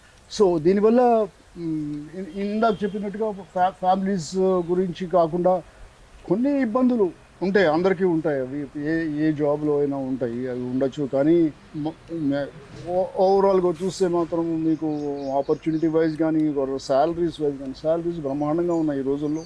Then sports, your encouragement, your education further, మీకు ఆ యాప్టిట్యూడ్ ఉండాలే. కానీ ఈ సర్వీస్లో చేరిన తర్వాత మీరు ఎక్స్ట్రా చేయలేదంటూ ఏం లేదు. Either education or doing some other adventurous expedition or becoming a national sportsman, anything. And then the only thing is you have to push yourself. దానికి కావాల్సిన ఫెసిలిటీ అంతా సర్వీస్ క్రియేట్ చేసిన ఫెసిలిటీస్ వల్ల వస్తుంది. They invest lot of money, they build up so many things for ఈ facilities అన్ని create చేయడానికి చాలా క్రియేట్ చేస్తారు. ఈ సౌకర్యాలన్నీ ప్రభుత్వ పరంగానే అందుతాయి. అందుకోసం అని చెప్పి నేను నా సైడ్ నుంచి నేను చెప్పేది ఏంటంటే, please don't take service just like any other job. Take it as a pride. Know more about service, know more about their recruitment, know more about their prospects which you get. అంతా అవగాహన చేసుకుని అప్పుడు మీకే తెలుస్తుంది. ఒక్కొక్కసారి సర్వీస్లో చేరిన తర్వాత అసలు మీరు వేసుకోగలుగుతారు, అంతకుముందు మీకు తెలియదు. సర్వీస్లో చేరిన తర్వాత then only you will know what all you can achieve there with the help of service conditions. Jai Hind. సైన్యంలో చేరడం అంటే గర్వంగా భావించాలి. సాధారణ వ్యక్తిగా జీవించడం వేరు, సైనికునిగా జీవించడం వేరు. సైన్యంలో పనిచేసే వ్యక్తులకు, ఆయా కుటుంబాలకు ప్రభుత్వం అన్ని రకాల వసతులు కల్పిస్తుంది. ప్రస్తుతము విద్య, వైద్యం, ఉన్నత విద్యలకు సంబంధించిన ట్రేడ్స్ కానీ ఇంకే రంగంలో కానీ అవసరమైన సహాయ సహకారాలు అందిస్తుంది. సైన్యంలో పనిచేసే వారికి కూడా ఇంకేదైనా చదువుకోవాలన్నా, ఇంకేదైనా రంగంలో నిష్ణాతులుగా మారాలన్నా అవసరాలను ప్రభుత్వం అందిస్తున్నది. ఈ ప్రభుత్వం అందిస్తున్న సహకారాన్ని ప్రతి ఒక్కరూ అని చెప్పలేం, కానీ తమకు విష్ ఉన్న వారందరూ సైన్యం వైపు మళ్ళాలని కోరుకుంటున్నారు. వారిచ్చిన సహకారానికి, వారిచ్చిన సందేశానికి ధన్యవాదాలు. ఇప్పుడు YPVR ఆచార్యులు గారు, వారు సైన్యంలో పనిచేసిన తర్వాత ఏదో మౌనంగా కళ్ళు మూసుకొని కూర్చుంటున్నారు అనుకోవద్దు. కళ్ళు మూసుకొని కూర్చుండడం వల్ల ఉపయోగాలు ఎందరికో చాటి చెప్తున్నారు. మనల్ని మనం ఆంతరంగికంగా మన అనుభూతుల్ని కానీ, మన అనుభవాల్ని కానీ మనం పునశ్చరణ చేసుకోవడానికి మౌనం ఒక్కటే ప్రధాన కారణం. మౌనాన్ని ధరించి మనం మహిమాన్వితులైన వారెందరో ఉన్నారు. అలాంటి మౌనాన్ని వారు అనుభవిస్తూ 10 మందికి వివరిస్తూ ఉపన్యాసాలు ఇస్తూ సమాజ సేవ చేస్తున్నారు. వారు తమ అనుభవాలతో పాటుగా తమ సందేశాన్ని వివరించాల్సిందిగా కోరుతున్నారు. జై హింద్. మనసు గెలుచువాడు ఇలలో ఉన్న మానవుడు, మనసు బుద్ధి నిలప మహనీయుడతడు, మనమెవ్వరో తెలుసుకున్న దేవుడు, మనిషి దేవుడగు మార్గం ఇదే సోమ అని మా ఆధ్యాత్మిక గురువులు శ్రీ సోమనాథ్ మహర్షులు వచ్చారు. మనసు గెలిచిన వాడిని మాత్రమే మానవుడు అంటారు. మనసును గెలవకపోతే మిగతా జీవరాశులతో సమానం, పశువులతో సమానం. బయట ప్రపంచంలో ఇది చాలా కష్టమైంది, కానీ డిఫెన్స్ ఫోర్స్లోకి వచ్చిన తర్వాత మనకిచ్చే శిక్షణలో ఇదే ముఖ్యం. మనసు ఎటు పోకుండా ఒకదాని మీదే కాన్సన్ట్రేషన్. ఇది మనకు ఆ రోజుల్లో తెలియదు, ఏమీ తెలియని రోజుల్లో వచ్చాం ఎయిర్ ఫోర్స్లోకి. అసలు ఎగ్జామినేషన్ ఏముంటాయి, అసలు ఏముంటుంది, అసలు ఆడు పోయిన తర్వాత ఏం చేయలేదు. ఒకటే తెలుసు, మిలిటరీలో పోయినోడు చచ్చిపోతాడు. ఇది ఒకటే చెప్పేవాడు. నన్ను కూడా అన్నారు, అరే ఎందుకు చేరేవరా పోయి చచ్చిపోతావని. పిల్లనివ్వరు. ఇదొకటి కూడా ఆ రోజుల్లో, అది 70s. కానీ వెళ్ళటంతోనే ఫస్ట్ రిటర్న్ టెస్టులు అన్నీ అయిపోయింది. ఈ రోజుల్లోలాగా అంతా మనం ట్రైనింగ్ అయ్యి వెళ్ళటం లేదు అక్కడ. అసలు వాడు ఏం చెప్తాడో, ఏం టెస్టులు పెడతాడో ఏమీ లేదు ఆ రోజుల్లో. అన్నీ రాసాము, దేవుడి కుప్ప వల్ల లేదా మనకున్న నాలెడ్జ్ వల్ల పాస్ అయిపోయాం. ఇంటర్వ్యూలో మా interviewing officer, flying officer Godbole అని ఒక ఆయన ఉండేవారు, పైలట్. వెళ్ళటంతోనే ఫస్ట్ క్వశ్చన్ అదే, ఎందుకు చేరుతున్నావు ఎయిర్ ఫోర్స్లో అని అడిగారు. ముందర బయట అనుకుంటుంటాం కదా దేశ సేవ కోసం, అది ఇది చాలా ఉంటాయి. ఇవన్నీ చెప్తే ఇంప్రెస్ అయిపోతారు అనుకుంటా. పోవడంతోనే ఎందుకంటుందని, సార్ ఫస్ట్ నాకు జాబ్ కావాలండి, ఇంట్లో పరిస్థితులు ఏమి లేవు, సరిగ్గా లేవు, ఫస్ట్ జాబ్ కావాలి నాకు, సర్వైవల్ ప్రాబ్లం ఫస్ట్. తర్వాత జాయిన్ అయిన తర్వాత దేశ సేవ అనేది దీంట్లో యాజ్ ఇట్ ఈజ్ ఉంది, చేస్తాం. అంతేగాని దేశ సేవే చేయాలనే ఉద్దేశంతో జరగడం కాదు. చేరిన తర్వాత మనకు నేర్పుతారు ఏం చేయాలో, చేయకూడదు. Don't do it, don't ask why, do and die. ఇదే మా ఇది ఉంటుంది. ఏదైనా సరే పైన కమాండర్ చెప్పాడంటే, ఎందుకంటే ఆయనకి తెలిసి ఏం చెప్పాలి. ఇలాగా మనకి ఒక పద్ధతి ప్రకారం ట్రైనింగ్ ఇస్తారు. ఒక స్వేచ్ఛా జీవితం నుంచి ఒక యూనిఫామ్ జీవితంలోకి వచ్చేసరికి మన మనస్సుని ఒక దారిలో పెడతారు. దారిలో ఏంటంటే మనసు లేకుండా చేయరు వాళ్ళు, మనసుని ఏకాగ్రత వైపు మళ్ళిస్తారు. తర్వాత ఏమవుతుంది, కొంత ట్రైనింగ్ అనుభవం వచ్చిన తర్వాత మనసుతో పాటు బుద్ధి కూడా జోడించడం జరుగుతుంది. ఎందుకంటే అనుభవం వస్తుంది కదా, నాలెడ్జ్ వస్తుంది, చుట్టుపక్కల చూస్తాము, ఎన్విరాన్మెంట్ తెలుసుకుంటాము, ఎట్లా అడాప్టబిలిటీ టు సిచ్యువేషన్స్. నేనేదో ఎలక్ట్రికల్గా ట్రైన్ అయ్యాను కాబట్టి ఎలక్ట్రికల్ పనే చేస్తాను, బల్బ్ అయితేనే ఫిట్ చేస్తాను, విమానం అయితేనే బాగు చేస్తాను కాదు. సిచ్యువేషన్ చేస్తే ఏదైనా చేయాలి. నాకు తెలియదైనా సరే నేర్చుకొని చేయాలి. ఇది నేర్పుతారు మాకు. Surviving under all conditions with flying colours. అంతేగాని సర్వైవింగ్ అంటే ఊరికే జస్ట్ సర్వైవల్ కాదు, ప్రౌడ్గా బయటికి రావాలి ఆ సిచ్యువేషన్ నుంచి. అందుకనే ఈ రోజున ఏ ప్రాబ్లం వచ్చినా ఎందుకు డిఫెన్స్ని పిలుస్తారంటే దిస్ ఈజ్ ద రీజన్ అనమాట. ఇన్నాళ్ళు 16 ఏళ్ళు పనిచేసిన తర్వాత నాకేం వచ్చిందో నాకు తెలియలే. ఎందుకంటే అందరూ ఈక్వల్ కాబట్టి అక్కడ నా తోటి వాళ్ళతో పాటు నేను సమానం కాబట్టి నాకేం వచ్చిందో నాకు తెలియదు. ఎప్పుడైతే బయట ప్రపంచంలోకి వచ్చామో అప్పుడు తెలుస్తుంది. నాకు ఇచ్చిన ట్రైనింగు బీటెక్ కంటే ఎక్కువ నాలెడ్జ్ ఇస్తుంది నాకు. బయటవాడు మామూలుగా బయటకే కంటే కూడా చాలా ఆనందంగా, ధైర్యంగా ఎటువంటి సిచ్యువేషన్ అయినా ఫేస్ చేసి బతికేటి వస్తుంది. ఎవరితోనైనా సరే డైరెక్ట్గా చిన్న వాళ్ళతో మాట్లాడడం చేత పైకి వెళ్ళిపోతాం. బయట వాళ్ళు ఎవరు లేరు. ఏదైనా ఆఫీసు పోండి, కింద లెవెల్లో మాట్లాడతారు, పని కాకపోతే వచ్చేస్తారు. మనం అలా కాదు, ఇక్కడ కాకపోతే పైకి వెళ్తాం. పైకి వెళ్తే వాళ్ళని కన్విన్సింగ్ చేయగల కెపాసిటీ వస్తుందన్నమాట. బయటకు వచ్చిన ఆ 16 ఏళ్ళ తర్వాత బయటికి రావడంతోనే ఒక చిన్న ప్రైవేట్ కంపెనీలో బాలనగర్లో ఉద్యోగానికి ఇంటర్వ్యూకి పిలిచారు. ఆ ఎండీ గారు అడిగారు అనమాట, ఏం చేసావు నువ్వు అన్నారు. మరి ఎయిర్క్రాఫ్ట్ సిస్టంలో పనిచేశాను, మిజైల్ సిస్టమ్స్లో పనిచేశాను. మరి ఇండస్ట్రీ మా ఫ్యాక్టరీలో ఏం చేస్తారో తెలుసా? తెలియదు. మరి ఎందుకు వచ్చావు? మీరు డిప్లొమా హోల్డర్ కావాలన్నారు, ఎలక్ట్రికల్ వచ్చావు. సరే ఒక 5 నిమిషం టైం ఇస్తాను నీకు, పోయి ఫ్యాక్టరీలో చూసిరా అన్నాడు. ఏం చేస్తున్నారు అని. సరే వాళ్ళ ఫోర్మన్ ఇచ్చారు, వెళ్ళాను. జస్ట్ 5 నిమిషాల తర్వాత తిరిగి వచ్చాను. Simple logic circuit sir, I can make it అన్న. అంతే. ఎప్పుడు జాయిన్ అవుతాడు? Immediately I can join. Appointment ఇచ్చారు, అసిస్టెంట్ ఇంజనీర్ మెయింటెనెన్స్. ఇలాగా అది చేసిన తర్వాత రైల్వేలో జాబ్. రైల్వేలో కూడా అదే ఇంటర్వ్యూలో ఏం చేసావు? సార్ ఎయిర్క్రాఫ్ట్ సిస్టమ్స్, మిజైల్స్, కొద్దిగా ప్రైవేట్ ఫ్యాక్టరీలో పనిచేశాను, స్పెషల్ పర్పస్ మిషన్స్. మరి ఇక్కడ లోకోమోటివ్ ఇంజిన్స్లో చేయాలి, నో ప్రాబ్లం. ఓ సర్క్యూట్ ఇచ్చాను. ఎయిర్క్రాఫ్ట్లో ఏం చేసావు? వాళ్ళ first line servicing, second line servicing చేసావు. ఓకే, ఇక్కడ కూడా. సో ఇలాగా వెళ్ళటంతోనే మా కొలీగ్స్ ఉన్నారు, అందరు బీటెక్ వాళ్ళు, వీళ్ళు బ్రహ్మాండంగా ఐఆర్ఎస్ క్యాండిడేట్స్, వీళ్ళు చాలామంది ఉన్నారన్నమాట. అయినా సరే we stood with flying colours. Every 3 years awards, GM awards, DRM awards, CE awards, man of the year, వరుసగా 20 yearsలో. ఇలాగా ఎక్కడికి పోయినా సరే మనం ఈ స్థితిలో ఉండగలుగుతున్నాం. క్వాలిఫికేషన్ ఏంటంటే ఎస్ఎస్ఎల్సీ బేసిక్ అకాడమిక్ క్వాలిఫికేషన్. ఈరోజు నేను ఎలక్ట్రికల్ ఇంజనీర్ అని చెప్పి, ఇది ఎవరిచ్చారు? Indian air force. బయటకు వచ్చిన తర్వాత నా నాలెడ్జ్ ఏంటో నాకు తెలుసు, అక్కడ తెలియదు.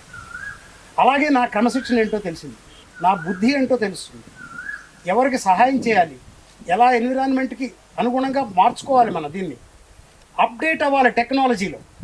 మా టైంలో లేవు, వాల్వ్స్ ఉండే, థైరస్టర్ కంట్రోల్స్. ఎంత అడ్వాన్స్ అయింది టెక్నాలజీ. థైరస్టర్ లోకోమోటివ్స్ వచ్చినాయి. వీటిలన్నింటిలో పనిచేయడానికి ఎలాగంటే బేసిక్ అది అడాప్టబిలిటీ టు ది సిచ్యువేషన్. ఇది లేకపోతే అలాగే ఉండిపోతాం. నాకు వాల్వ్స్ వచ్చండి, ఆ తర్వాత ఇప్పుడు వాల్వ్స్ లేవు కాబట్టి నేను పని చేయలేదు. ఎక్కడ ఉంటాను? వెనకాల ఉంటాను. ఈ విధంగా మనకి ట్రైనింగ్ ఇచ్చి, మొన్న ఒక ఫస్ట్లో చెప్పాను, మనసు గెలుచువాడు ఇలాలోన మానవుడు, మనసు బుద్ధి నిలప మహనీయుడు అతడు. ఆ స్థితికి తీసుకెళ్తుంది. ఇక మనం ఎవరో తెలుసుకుంటే దేవుడు అనేది ఆధ్యాత్మికంగా తెలుసుకున్నాం.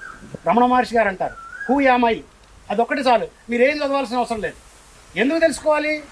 నేను ఎవరో తెలుసుకుంటే నా జీవితం ఈజీగా ఉంది, నా జీవితం పూలపాన్పు అవుతుంది. నేను ఎవరో తెలియకపోతే నేను ఎటుపోవాలో తెలియదు, ప్రపంచంలో ఏం చేయాలో తెలియదు, ఎలా బ్రతకాలో తెలియదు, ప్రతి దానికి ఏడుస్తూ కూర్చుంటాం. కింద పడ్డాం, లేచి ఏం చేయాలో చూడాలి కానీ ఏడుస్తూ కూర్చోకూడదు. ఇదే నేర్పుతుందండి డిఫెన్స్. ఆచార్యులు గారు అందించిన సమాచారం ఎంతో స్ఫూర్తిదాయకం, ఎందరికో అనుసరణీయం. ఇప్పుడు ఎయిర్ ఫోర్స్లో పనిచేసి వచ్చిన హరిబాబు గారు సినిమాల్లో, సీరియల్స్లో నటుడిగా నాటకరంగం నుంచి వచ్చిన వారు తమ అనుభవాలను, తమ అనుభూతుల్ని, తమ పరిచయాన్ని కాకుండా నాటకరంగం గురించి కానీ, తన జీవితంలో ఎదుగుదలకు దారితీసిన ఎయిర్ ఫోర్స్ రంగం గురించి కానీ స్వల్పంగా వివరించి మనకు 2 డైలాగులు కొట్టి ఆనందపరుస్తారని ఆశిస్తున్నాం. फानूस बनकर जिसका हिफाजत हवा करे वो शमा क्या बुझेगी जिसका रोशनी खुदा करे. అలాగే ఈ మన డిఫెన్స్ అనేవి ఇంకా ఇంకా ఇంకా సూర్యచంద్రులాగా సమసిపోకుండా, మాసిపోకుండా ఇంకా ఉచ్చస్థితికి తప్పకుండా వెళ్తాయి. అయితే నా చిన్న రిక్వెస్ట్ ఏంటంటే ప్రతి వారు కూడా ఎంకరేజ్ చేయండి, డిఫెన్స్ ఫోర్సెస్ గురించి చెప్పండి, దాంట్లో జాయిన్ అవ్వడానికి. ఎందుకంటే క్రితంలో అంటే ఫ్యామిలీస్ పెద్దవి. మా ఇంట్లో 10 మంది ఉన్నాము, నా నెంబర్ 8. అయితే ఇప్పుడున్నదే పరిస్థితి అది కాదు. ఇప్పుడున్న పరిస్థితి ఏంటి, ఒక కొడుకు ఒక కూతురు, లేదా ఒకళ్ళు ఇద్దరు. ఇంకా ముందుకు వెళ్ళి ఒకళ్ళైతే చాలు అన్నట్టుగా కూడా పరిస్థితులు ఉన్నాయి. ఎందుకంటే వాడికి సరైన విద్యాబుద్ధులు చెప్పించి మంచి ఉద్యోగం తీసుకొస్తే సరిపోతుంది, ఇంకా వద్దులే అన్నట్లుగా ప్రస్తుతం ఉన్న పరిస్థితులు. మన ఏమంటారంటే కరువు కానీ, లేకపోతే వస్తువుల ధరలు పెరగటం కానీ, ప్రతిదీ పెరగటం వల్ల కష్టమైపోతుంది. ఒక చక్కటి జీవితం పిల్లవాళ్ళకి అందించడం కష్టం అవుతుంది. అందుకని వాళ్ళు ఏంటంటే ఒకళ్ళిద్దరు చాలు. అయితే నేను 8 మంది అయితే నా నెంబర్ 8, మేము 10. నేను ఎయిర్ ఫోర్స్కి వచ్చిన తర్వాత నేను మధ్యలో కొన్ని అంటే నాకు చాలా చాలా ప్రౌడ్గా చెప్పుకోవలసిన విషయాలు కొన్ని నేను మర్చిపోయాను. అవేంటంటే నేను ఎయిర్ ఫోర్స్లో పనిచేస్తున్నప్పుడు, బాంబ్ టైల్ యూనిట్ మాడిఫికేషన్లో పనిచేస్తున్నప్పుడు నేను ఓవరాల్ వేసుకుని ఆఫ్టర్నూన్ నేను డ్యూటీకి వెళ్ళాను. వెళ్తే అక్కడికి వెళ్ళిన తర్వాత సిటీఓ పిలిచి, Haribabu you are going to Delhi, అక్కడ ఎయిర్ క్రాఫ్ట్ ఒకటి వచ్చింది, అది వెళుతుంది ఢిల్లీ, మీరు ఒక్కళ్ళే దాంట్లో వెళ్తారు, వెళ్ళి అక్కడ ఎయిర్ చీఫ్ మార్షల్ సుబ్బయ్య గారు వస్తారు, సుబ్బయ్య గారు వచ్చి ఈ కోను ఏంటి మోడిఫికేషను ఏం చేస్తున్నావు అని అడుగుతారు, సో నువ్వు ఎక్స్ప్లెయిన్ చేయాల్సి ఉంటుంది అన్నాడు. నాకు ఎందుకంటే వాళ్ళు నన్ను గుర్తించారు, నా అనుభవం గుర్తించి నన్ను పంపారు. నేను ఒక ఎయిర్ క్రాఫ్ట్లో వెళ్ళటం, వాళ్ళు వచ్చి రిసీవ్ చేసుకోవటం, తెల్లారి సుబ్బయ్య గారు ఎయిర్ చీఫ్ మార్షల్ సుబ్బయ్య గారు రావటం, ఆయన రావటం ఎలా వస్తారంటే, damn it what is going on here అంటూ వచ్చి నా దగ్గరికి వచ్చారు. వస్తే పక్కన ఉన్న వాళ్ళందరూ కూడా ఈడేం చెప్తాడు, ఆయనే అడుగుతాడు అని చాలా చాలా అయితే ఆయన వచ్చాడు, డామిట్ వాట్ ఈస్ దిస్ అని అంటే నేను మొదలుపెట్టి, సార్ ఎందుకంటే అక్కడ ఆల్రెడీ నాకు కొంత బ్రీఫింగ్ దొరికింది, నా అనుభవం ఉంది సార్, ఇది రిలీజ్ అవుతుంది, ఇది వస్తుంది, పారాచ్యూట్ వస్తుంది, ఈ సెంట్రల్ యాక్సెస్ ఇలా వెళ్తుంది అని అన్నీ చెప్పాను. చెప్తే వెరీ గుడ్ అని ఆయన వెళ్ళిపోయాడు. ఈ విధంగా నేను చెప్పేది ఏంటంటే, డిఫెన్స్లో చిన్న పెద్ద అలా కాదు. నేను అప్పుడు ఓన్లీ సార్జెంట్ని. ఎయిర్ చీఫ్ మార్షల్ ముందు నేను వెళ్ళి నిలబడి, తర్వాత అయిపోయిన తర్వాత నన్ను పిలిచి అక్కడ ఉన్న సివిలియన్స్ అడిగారు, హరిబాబు ఎప్పుడు వెళ్తాను కాన్పూర్ అన్నారు. మీరు ఎప్పుడు పంపిస్తే అప్పుడు వెళ్ళిపోతాను అంటే, ఒక 4 రోజులు ఎంజాయ్ చేసి వెళ్ళకూడదా, ఎందుకంటే అంత హ్యాపీ ఫీల్ అయ్యారు ఆయన ఇచ్చిన కామెంట్స్కి. అని నాకు లేదండి నేను వెళ్ళిపోతాను, నా దగ్గర డబ్బులు కూడా లేవంటే, ఊరికి అలాంటివి ఏమి కాదు, ఏమండి ఈయనకి ఎంత కావాలంత ఇవ్వండి, నువ్వు 4 రోజులు ఢిల్లీ అంత తిరుగుతావు అని చెప్పి నన్ను చాలా ప్రోత్సహించారు. చాలా ఆనందం వేసింది నేను చేసిన ఆ పనికి. అదే కాదు, నేను ఈ టైల్ యూనిట్లో మాడిఫికేషన్లు చేస్తున్నప్పుడు తర్వాత హంటర్ కెమెరా మాడిఫికేషన్ కూడా చేశాను నేను. మేము దగ్గర నేను 18 సార్లు 18 టైమ్స్ నేను గుర్తుపెట్టుకున్నా బాగా. కాన్పూర్ నుంచి ఢిల్లీ వెళ్ళి అక్కడున్న అఫీషియల్స్ని ఎక్కించుకుని జామ్నగర్లో సర్మత్ రేంజ్ అని ఉంది, అక్కడ ఈ ట్రయల్స్ జరుగుతాయి. ఈ మాడిఫై చేసిన ఈ కోన్ని అక్కడ ట్రయల్స్ జరుగుతాయి. అది సముద్రం ఒడ్డున ఉంటుంది సర్మత్ రేంజ్. అక్కడికి వెళ్తాం. అక్కడికి వెళ్ళి చాలా ఒక వారం 10 రోజులు అందరితో కలిసి అక్కడ ఎయిర్ చీఫ్ మార్షల్స్ కానీ, ఎయిర్ కమాండర్స్ కానీ ఎవరు వచ్చినా కానీ సరదాగా ఉండి అంత టార్మిక్ మీద అక్కడ జరిగేది. అది చేసుకుని అలా తిరగటం అనేది, నేను అన్నిసార్లు నేను ఢిల్లీ వెళ్ళటం లేదా డైరెక్ట్గా జామ్నగర్ వెళ్ళటం ఇలా చేయటం అనేది నేను అప్పుడు అంటే మా వాళ్ళకి చెప్పుకుంటే అది ఎంతో నాకు గర్వంగా నేను ఫీల్ అయ్యేవాడు. సార్ జనరల్గా ఏమంటే సినిమాలలోనూ నటులుగా అనుభవం చెప్పమన్నాను, మీరు యాక్షన్ ఎలా చేస్తారో చూద్దాం అనిపించింది అందరికీ. సార్ ఇది టీవీ సీరియల్స్లో సినిమాలలో కట్ డైలాగ్స్ ఎక్కువ ఉంటాయి, డైలాగ్ టు డైలాగ్. ఓన్లీ ఈ స్టేజ్ మీద మాత్రం పెద్ద పెద్ద డైలాగ్స్ ఉంటాయి. నాటకం వేశారు కదా మీరు, ఆ క్యారెక్టర్ చాలా అప్లోజ్ వచ్చింది సార్. అయితే దాంట్లో నేను పరీక్ష అని ఒక స్టేజ్ నాటకం వేశాను సార్. దాంట్లో వీడు అడుగుతాడు, ఒకడు దెయ్యమా అది ఎలా ఉండును అంటాడు. అంటే ఇటు గ్రామ్యం మాట్లాడతాడు. దెయ్యమనగా భయంకరమైన అతి భయంకరంగా నుండు. ఒక పర్యాయము మా మేనత్తకు దెయ్యము పట్టుట నేను ఎరుగుండు, అది నన్ను పట్టుకుని కొట్టగా తల పగిలి మృత ధారలు కారినవి, దాని కతంబుగా 30 లంకణములు చేసి తుదకెట్లియో క్యారెటిల్లితి. ఇది జస్ట్ తర్వాత చైర్మన్ అని ఒక నాటకం. దాంట్లో వీడు కౌన్సిలర్ అంటే ఎలక్షన్స్ వచ్చాయి, వీడు వచ్చేసి చైర్మన్గా పోటీ చేసేవాడు. అరే నీ షేర్ తెమ్మన్నారు, తీసుకొస్తే వాడు ఇచ్చాడు. అయితే ఎలక్షన్ అంటారా, సంచులు తెచ్చినా, డబ్బులు అంటారా, డబ్బులు తెచ్చినా సెంటర్లో పెట్టి ఎక్స్పోర్ట్ వాడు కొడుతుంటే ఒక్క నా కొడుకు నన్ను కాపాడటానికి రాలేదురా. పైసలు ఎగిరిపోయా, ఆ ఎముకలా ఇరిగిపోయా అని పట్టు కొట్టారు. నా రిక్వెస్ట్ సార్, ప్రతి వాళ్ళు కూడా, నేను ఒక అతన్ని విలేజ్ అడిగాను, ఎందుకని క్రితంలో ఎక్కువ మంది డిఫెన్స్ అంటే ఇంట్రెస్ట్ చూపించేవాళ్ళు, ఇప్పుడు ఎందుకు చూపించట్లేదు? అతను ఇచ్చిన సమాధానం ఏంటంటే, సార్ నేను కూడా ఒకటి అడిగాను, అదేం చెప్పాడంటే, మా అయ్యకి 4,000 వస్తాయి పెన్షన్ గవర్నమెంట్ ఇస్తుంది, మా అమ్మకి 4,000 వస్తాయి, ఫ్రీ రేషన్, ఫిజికల్లీ ఛాలెంజ్ మా తమ్ముడు ఉన్నాడు, వాడికి 6,000 వస్తాయి. సార్ ఎంత అయింది సార్? 14,000 అయింది సార్. నేను ఇంకేముంది సార్, నేను ఏదైనా పని చేసి 20-30 సంపాదిస్తున్నాను అనుకోండి, రాజాలాగా బతకొచ్చు కదా సార్. డిఫెన్స్లోకి వెళ్ళి మేము చూస్తున్నాం కదా సార్, ఆ కట్టాలన్నీ అక్కడికి వెళ్ళి నిరుద్యోగ వృత్తి కూడా వస్తుంది, నిరుద్యోగ వృత్తి కూడా వస్తుంది. ఇవన్నీ చాలా సార్, కాలు వేసుకుని కూర్చొని తినడానికి. మేము డిఫెన్స్కి వెళ్ళామనుకోండి, ఎన్ని బాధలు సార్ మేము చూస్తుంటాం కదా టీవీలో. వాళ్ళు మొన్న చూడండి, వాళ్ళు ఎంత కష్టపడితే కానీ రేనాడులో బ్రిడ్జి రోజు చూస్తుండగా కట్టారు, కానీ దానికి ఎంత కష్టపడ్డారు సార్, ఎంతమంది కష్టపడ్డారు సార్. ఆ కష్టాలన్నీ ఎందుకు సార్, ఇంట్లో చక్కగా కమ్మగా తింటూ నేను, అందులో రేషన్ బియ్యం ఇస్తున్నారు, అన్నీ దొరుకుతున్నాయి ఇక్కడ, కాలు మీద కాలు వేసుకుని ఇంట్లో ఉంటే ఎంత హ్యాపీగా ఉంటుంది సార్. ఇవన్నీ నాకెందుకు సార్ అన్న ఉద్దేశంలో జనాలు తయారు కాబట్టి వాళ్ళు డిఫెన్స్ అనే పాటికి ఒక విధమైన భయం. అమ్మో అక్కడికి వెళ్తే డిఫెన్స్ అంటే ఏమో, ఎప్పుడు చచ్చిపోతామో తెలియదు, ఎప్పుడు మనం యుద్ధానికి పంపుతారో తెలియదు. కానీ నేను చెప్పేది ఏంటంటే, ఇవన్నీ కూడా అపోహలండి, ఇవన్నీ అపోహలు. మేమందరం వెళ్ళాము, చక్కగా అన్ని రంగాల్లోనూ మేము రాణించాము. అదే let it be air force, navy, అలాగే ఆర్మీ. అయితే మెయిన్గా చెప్పాల్సి వస్తే ఆర్మీ వాళ్ళకి నేను 2 చేతులు ఎత్తి నేను దండం పెడతాను. కారణం ఏంటంటే, వాళ్ళ షేర్ చాలా ఎక్కువ ఉంటుంది. న్యాచురల్ కెలామిటీస్ వచ్చినప్పుడు దేశంలో భుజాల మీద వేసుకుని అన్ని పరిస్థితుల్లోనూ అక్కడ ఒక యుద్ధ భూమిలో జరిగినట్టుగా చేస్తారు వాళ్ళు. ఎయిర్ ఫోర్స్ వాళ్ళు అంటారా, తప్పకుండా వాళ్ళ షేర్ లేనిదే ఉండదు, కానీ ఎక్కువగా యుద్ధాల టైంలో వీళ్ళ పాత్ర మరీ విపరీతంగా ఉంటుంది. కాబట్టి నేను నేవీ కూడా సబ్మెరైన్లో వెళ్ళటం అంటే రోజులు తరబడి, ఎప్పుడు వస్తారో తెలియదు, 6 నెలలు పట్టొచ్చు. ఆక్సిజన్ ఏదైనా డౌన్ అయితే మళ్ళీ అదొక ప్రాబ్లం. ఇవన్నీ కూడా సార్ చెప్పినట్టుగా నిజంగా సబ్మెరైన్లో చేయటం అంటూ, అసలు నేవీలో చేయటం అంటూ ఒక సాహస కార్యం. ఒక 6 నెలలు, 1 సంవత్సరం ఆ సముద్రం మీద పోవటం అంటే చూడండి మీరు. మనం ఇప్పుడు ఆ బిగ్ బాస్ అనేది ఒక ఇది వస్తుంది, దాంట్లో 100 రోజులు ఉండాలి. దాంట్లో తీసుకెళ్ళి వీళ్ళందరినీ వివిధ రంగాల నుంచి తీసుకెళ్ళి దాంట్లో పడేసి 100 రోజులు ఉండాలి. ఇది బిగ్ బాస్ తో పోల్చకండి, ఎందుకంటే అది వినోద రంగంలో చేసేటి చాలా ట్రిక్కులు ఉంటాయి, గమ్మత్తులు ఉంటాయి. నేను చెప్పబోయేది అదే సార్, దీంట్లో వీళ్ళకి ఏంటంటే చాలా ఇన్కమ్ ఉంటుంది. ఇది ఏంటంటే అట్రాక్ట్ ఇది. కాబట్టి ఏంటంటే డిఫెన్స్ అనేది అలా కాదు, మనకి స్వతహాగా మనసులోంచి రావాలి, ఆ పట్టుదల ఉండాలి. నేను చేస్తాను. నేను చాలామంది ఈ డిఫెన్స్లో జాయిన్ కాకమునుపు ప్రాక్టీస్ చేయటం, పరిగెత్తడం, ఎక్సర్సైజులు చేయటం, ఇవన్నీ చేయాలి, అప్పుడు ఉండేది.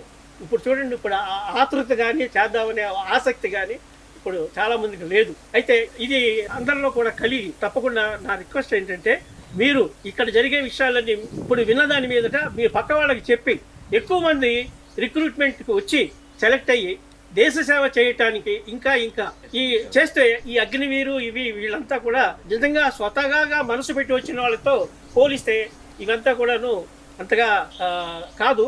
కాబట్టి నా రిక్వెస్ట్ ఏంటంటే, మీరు ప్రతి వాళ్ళు కూడా స్వతహాగా మనసులో కలగాలి. మీకు నేను ఎయిర్ ఫోర్స్కి వెళ్తాను, నేను నేవీకి వెళ్తాను, నేను ఆర్మీకి వెళ్తాను అని ముందుగానే దానికి తగ్గట్టుగా ఇప్పుడంటే చాలా వచ్చినాయి. నిజంగానే సార్ ఇందాక చెప్పినట్టుగా మేము జాయిన్ అయినప్పుడు మాకేమీ తెలియదు, ఏ ట్రైడ్ కావాలి నీకని అడిగితే రాడారు సార్, రాడారు అని. దేనికి రాడారు అంటే నేను మెకానిజం తెలుసుకుందాం అనుకున్నాను సార్ అని. అంటే ఒక పని చేస్తాముడు, నీకు ప్రాక్టికల్స్లో మంచి మార్కులు వచ్చాయి, అందుకని నీకు గ్రూప్ 1 ఇస్తున్నాను, ఇది బాగుంటుంది, నువ్వు ఎక్కడికి వెళ్ళక్కర్లేదు, వర్క్షాప్లో పని చేసుకోవాలి.